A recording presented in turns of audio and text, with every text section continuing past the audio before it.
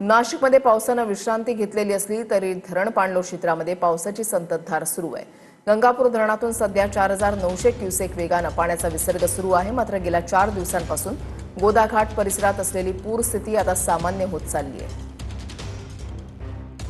नाशिक शहर आणि परिसरात पावसाचा जोर कमी झाला असला तरी धरण पाणलोट क्षेत्रात अजूनही पावसाची संततधार सुरू आहे। त्यामुळे नाशिकच्या गोदाघाट परिसरामध्ये पाण्याची पातळी वाढलेलीच आहे। अर्थात गेल्या 4 दिवसांपासून जो महापूर आहे तो आता बऱ्यापैकी ओसरत चाललेला आहे। गंगापूर धरणातनं सद्यस्थितीला 4900 क्युसेक एवढा पाण्याचा विसर्ग सुरू आहे। मात्र 4 दिवसांपासून गोदाघाट परिसरातली जी पाण्याची पातळी होती ती आता कमी झालेली आहे। जो दुतोंड्या मारुती पूर्णपणे पाण्याखाली होता त्याच्या आता सध्या कमरेपर्यंत पाणी आलेलं आहे।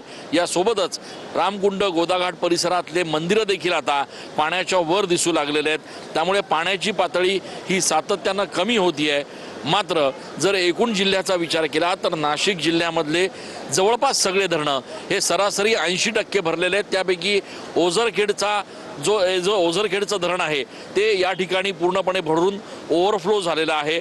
कॅमेरा पर्सन आकाश शेवलेसह मी चंदन पूजा अधिकारी, TV9।